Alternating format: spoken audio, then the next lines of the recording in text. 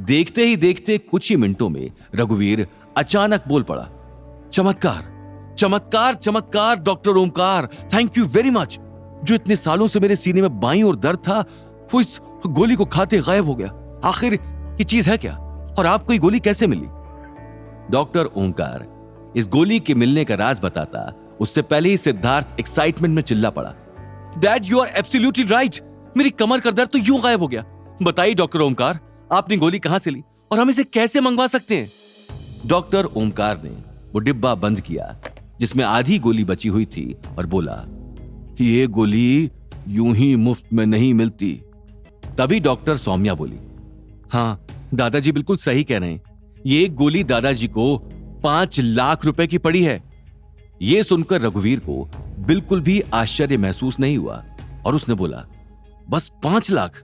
ये गोली तो ऐसी है जिसके लिए मैं 10 लाख देने को तैयार हूं। बस किसी भी तरीके से डॉक्टर ओमकार मुझे गोलियां प्रोवाइड कर दीजिए। आप जितना पैसा कहेंगे मैं उतना आपको देने को तैयार हूं। डॉक्टर ओमकार ने हंसते हुए रघुवीर के कंधे पर हाथ रखा और बोला, ओ रघुवीर, तुम क्या समझते हो कि इन गोलियों को पाना इतना आसान है? नहीं, सौरभ अग्रवाल ने मुझे बताया कि यह गोली 150 साल पुराने किसी संत ने बनाई है, जिसे प्राप्त करने के लिए सौरभ को उनकी कुटिया के बाहर 3 दिन और 2 रातों के लिए प्रार्थना करनी पड़ी। इसे पाना इतना आसान नहीं है, इसके लिए कठिन तपस्या करनी पड़ती है। रघुवीर ने सवाल करा, डॉक्टर ओमकार, आप तो आयुर्वेदिक ट्रीटमेंट कितने बड़े स्पेशलिस्ट हैं, फिर आपने इस गोली के बारे में क्या जांच पड़ताल की? क्या आप इसे नहीं बना सकते? अगर आप इसे बना देंगे तो मैं आपको एक गोली के 10 लाख रुपए दूंगा। डॉक्टर ओमकार ने कहा, ऐसा नहीं है रघुवीर कि मैंने कोशिश नहीं की, लेकिन लाख कोशिशों के बावजूद भी मुझे अच्छे से नहीं पता चल सका कि गोली किस तरह से बनाई जाती है। मुझे लगता है इसके लिए किसी स्पेशल तकनीक का इस्तेमाल किया जाता है जो सिर्फ पुराने लोग ही जानते हैं, और हम जैसे आजकल के मॉडर्न लोगों को इसके बारे में कोई मालूमात नहीं है। गौतम इतनी देर से चुप होकर सभी की बातें सुन रहा था, लेकिन एक गोली की 10 लाख रुपए कीमत सुनकर उसे हंसी आ गई और वो जोरों से हंसने लगा। यह देखकर सौम्या को गुस्सा आ गया और वो उसके नजदीक जाकर बोली, आखिर तुम्हें बीच बीच में दौरे पड़ते हैं क्या? क्यों बेवजह हंसते जा रहे हो? दादाजी या रघुवीर जी ने कोई जोक सुनाया है? और अगर तुम अपने आप को इतना ही समझदार इंसान मानते हो तो तुम बताओ ना कि गोली आखिर बनी कैसे है? गौतम ने बहुत ही शांत लहजे में बोला, देखिए डॉक्टर सौम्या, एक गोली की 10 लाख रुपए कीमत कोई पागल ही देगा। आप इतनी पढ़ी लिखी हैं और साथ ही डॉक्टर ओंकार और रघुवीर जी भी इतने पढ़े लिखे हैं, मुझे समझ नहीं आता कि आप लोगों को इस गोली के इतने रुपए देने की क्या जरूरत है।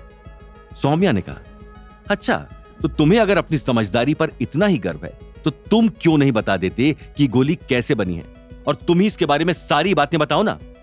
डॉक्टर सौम्या को लग रहा था कि उसने गौतम को ऐसा बोलकर उसके मुंह पर चपेड़ मारा है, लेकिन गौतम ने उसकी बातों का डटकर जवाब दिया, व्हाई नॉट डॉक्टर सौम्या।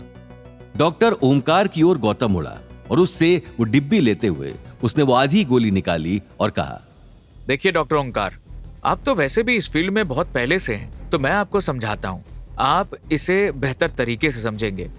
अगर आप इसे गौर से देखें तो इसके अंदर हरियाली पत्ते जैसी जड़ी बूटियों के अलावा कोई खास औषधि मौजूद नहीं है। सबसे पहले ये जड़ी बूटी बहुत ही कम मात्रा में ली गई थी और वो भी सूखी हुई। फिर इसे रोजमेरी के तेल में पकाया गया, उसमें कुछ नीम के पत्ते ऐड किए गए।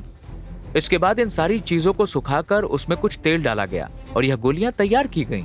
इसी के साथ इसमें कुछ ऐसी और छोटी मोटी चीजें भी मौजूद हैं, जैसे। ऐसा कहकर गौतम ने काफी सारी चीजों के नाम गिनवाए।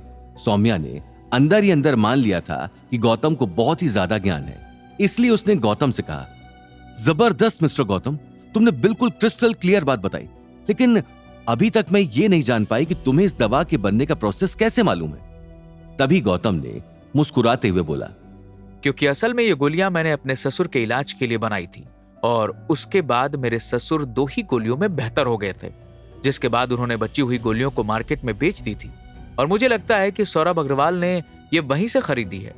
और अब आप लोगों से पैसे हड़पने के लिए ये संत महात्मा 150 साल का ढोंग कर रहे हैं। बेहतर यही होगा कि आप लोग उसकी इस झूठी और चिकनी चुपड़ी बातों से दूर रहें। आगे की कहानी जानने के लिए देखिए अगला एपिसोड सिर्फ पॉकेट एफएम के यूट्यूब चैनल पर और रॉयल वारिस के सारे एपिसोड्स को सुनने के लिए डिस्क्रिप्शन में दी लिंक से डाउनलोड करें पॉकेट एफएम ऐप।